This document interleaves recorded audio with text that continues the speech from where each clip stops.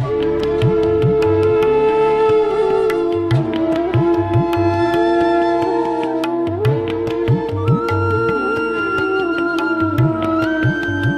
have with us Ketan Parmar, Region 5 Spiritual Coordinator, and he's going to share some of his experiences with Bhagwan. Sairam Ketan. Sairam. I have known you for quite a few years now. You've been one of the very active Sai youth in Region 5. You've been Bolton Center President for some years, and then you became the Region 5 Spiritual Coordinator. What actually has led you to commit to the divine mission? So I'd like to rewind a bit. I'm a third generation Sai devotee.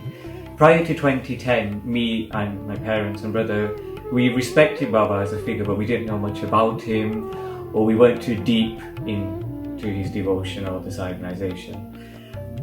Then came about the UK pilgrimage in 2010, and I don't really have a story or experience to say as to how we suddenly got sucked into his work. Just overnight we became very fond of him, of the organisation and everything that takes place in the organisation.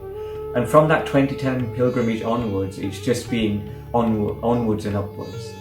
And the reason why I'm taking part in his work is just because I gained so much from doing his work, with seeing different people, getting new skills, qualities, getting so many opportunities, but I get so much from him as well.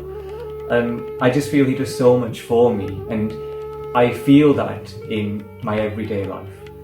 And so I feel that I have a responsibility to pay back to his organisation, which he's founded. So what better organisation to work in than something that's founded by God? It is interesting you mentioned about this pilgrimage to Prashanti in 2010.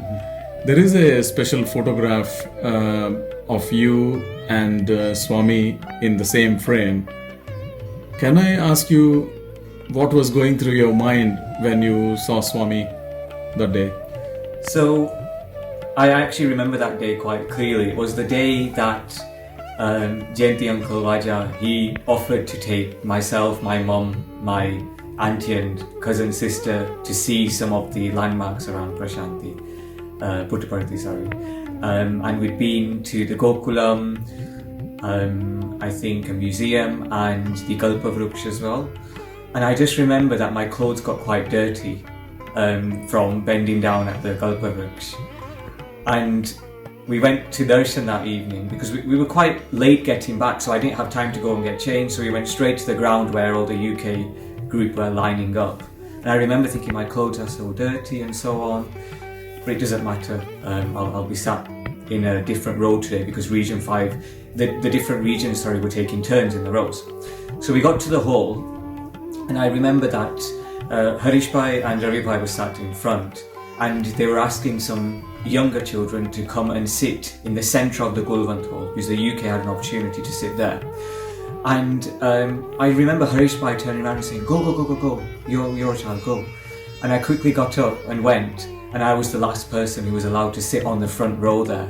And I thought, I'm sat on the front row, my clothes are dirty, and I was sat there folding my trousers and just changing all the creases so all the nice bits were showing.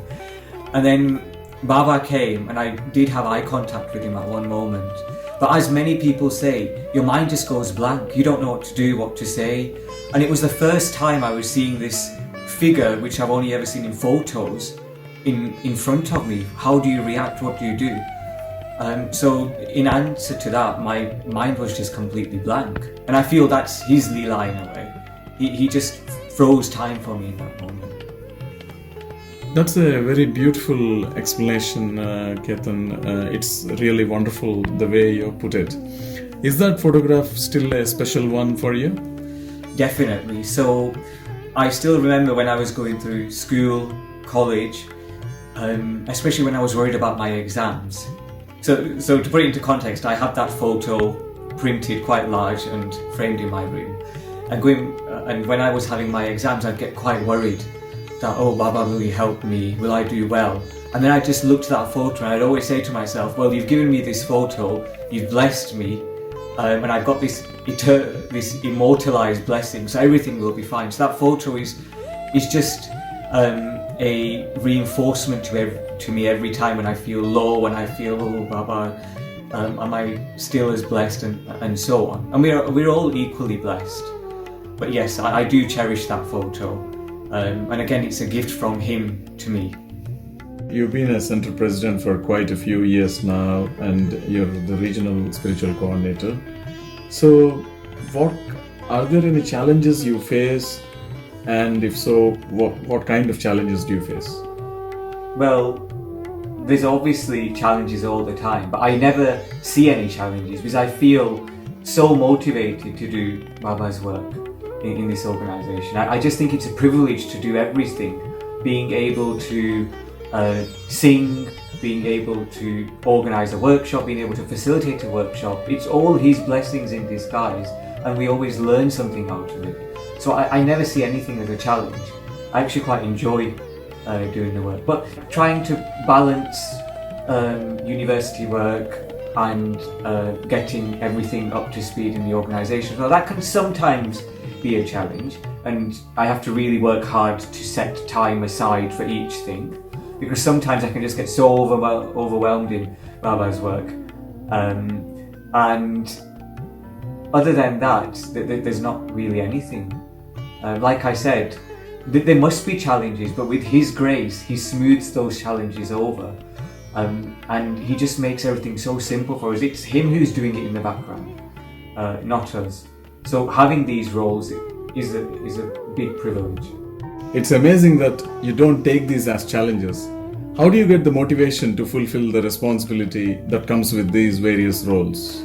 So I see the roles as a privilege, that I don't feel that I'm worthy of these roles, and being chosen to do them, I just feel it's a very big blessing from Baba. So that's my motivation, that, oh, I've got this opportunity, I should do it the best I can. So every time I'm given the opportunity to make a bhajan list or create a workshop or something, I see it as something new each time, and I get so excited about it, to give my all. Sometimes I'm not that excited for my university work, so there must be something in this work that energizes me to put my energy back into it. You and your family are exceptionally creative in decorating Swami's altar. So, where do you get the inspiration from, when you make these beautiful altars each and every time? So it was my auntie who introduced us to helping and setting the altar in Manchester and then at the regional programme. So it's a huge thanks to her that she led us into this. In terms of the ideas, it's obviously him who inspires what the design should be, how it should be done. I just feel that through this small seva, we should make the most of it. I often fear that today we have the opportunity, tomorrow we may not have the opportunity. So every time we have been given the responsibility of setting the altar, we should do it 100%. Make it as creative as possible, put all our ideas and thoughts into it. And that's what keeps me going with the different setups each time. And it should be something that makes you want to sit in front and just look and just get lost.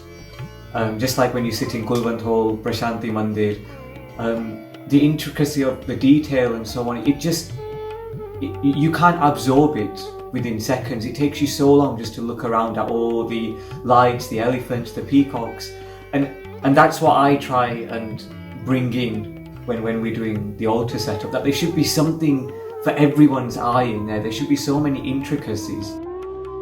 It is indeed very inspiring to hear about how you get motivated. So, what is your advice to the young adults in the region and even in the nation? So I don't feel I'm an inspiration, I just feel like I'm doing what I should by giving my all to Baba's work. In terms of advice for young adults, I feel that you should put your full dedication to Baba's work. Working in the Sai organisation is doing his work because he's founded the organisation. And the quote you do my work, I will do your work. That should be popping up in our heads all the time. He's brought us through Malvikas, he's brought us in touch with him for a reason. And through working in his mission, we'll realise that and we'll be able to serve that purpose. I just feel for us young adults, it's so important, like the previous generations, how hard working and motivated they were for Baba. We need to reflect that as well.